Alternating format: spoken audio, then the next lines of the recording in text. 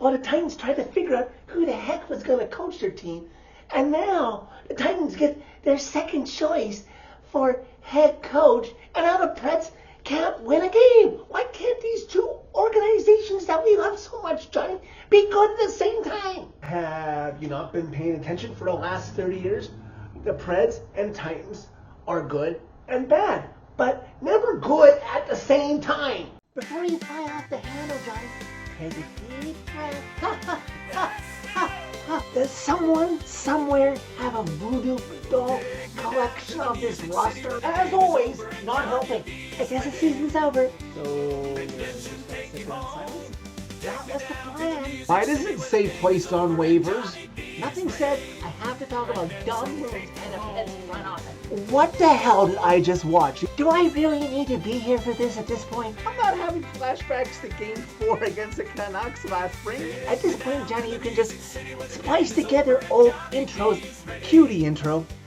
Redemption take you home. Preds lose 5-3 to the Buffalo Sabres Tuesday night inside Bridgestone Arena. Despite 2 goals and 1 assist by Ryan O'Reilly, who continues to up his trade value, Barry Trotz, if you want to take any phone calls, it wasn't a losing cause, as his starting goalie got shell-shocked and pulled from this game not even 4.5 minutes into the second period, as the Preds tried to make a valiant comeback, but fell short in this one. The Preds have now lost back-to-back games for the first time in nearly 2 months. The Preds must have had some hangover still residing in them, because they were an absolute no-show for the first period, as they would give up 2 goals to Noah Ostelin of the Sabres, not even 12 minutes into the game. Consta Helenius, I hope I said that right, I'll learn to say it right if I didn't, scores his first career NHL goal against the Preds to make it 3-0 Sabres, because of course he does.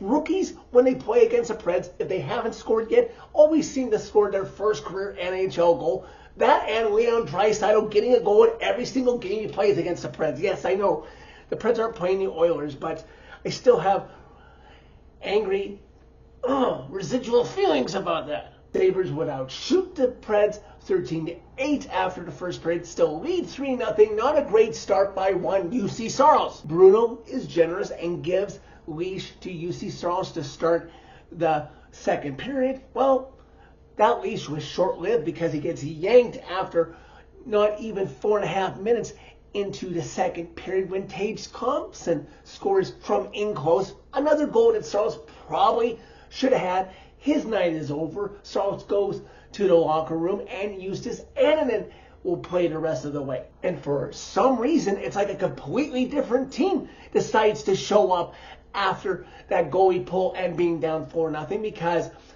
a minute apart, halfway through the second period, Ryan O'Reilly and Philip Forsberg score, and the Sabres lead is cut in half to 4-2. It's not all the way back like the Preds need, but it's a start. It's something to work with, as the Sabres have to be a little cautious that they're not home and cool up 4-2 after 2 periods. The Preds would finally outshoot the Sabres, doing so in that second period, 12-11. In the third period, the Preds whiffed the jump early.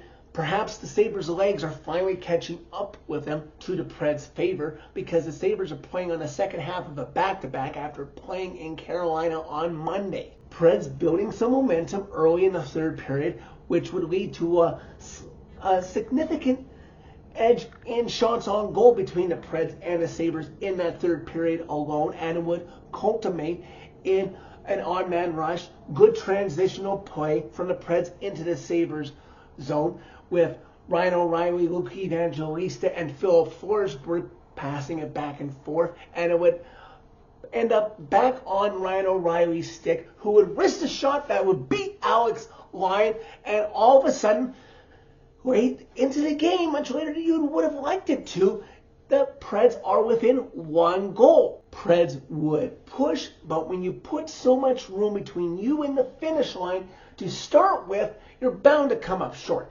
Bruno would pull Juuse's Annan with just under 2 minutes left to go in regulation. He would make the mistake of not making sure his team had full, clean possession of the puck before doing so. And because of that, Peyton Krebs of the Sabres gets control of the puck, puts it into the empty net from significant, comfortable distance, and the Sabres would win this game by a final of 5-3. It would have been something there if near the end of the game when the Preds were pushing despite not scoring, if they had scored, that Juuse Annan would have gotten the loss in this game despite not actually giving up a goal. But the loss, deservedly so, goes to Juuse on his record. With this loss, the Preds lose consecutive games for the first time in nearly 2 months just before American Thanksgiving. It was a nice run these last 2 months, but this team was due for a cool-off and they needed to be humbled a little bit. I wish this team had played a full 60-minute effort in this game. If they had, they could have won and probably should have won. Saros has got to be better, especially where his team is in the standings right now. Oh, and let me remind you, that's 49 games into the season now without a shutout on either of the Preds goalies' record. The Preds in the standings are right near that line, just outside looking in, but also just 4 points away from being the second worst team in the Western Conference and the league overall. I'm fairly confident that unless they go on a really long losing streak, which I don't foresee happening, they should not fall to being the worst team in the league. That worst team in the league has now lost 11 games in a row. As for the rest of the week, the Preds have the Ottawa Senators coming into town on Thursday for what will be Roman Josi's 1,000th game. Thank God Roman did not get hurt in this game.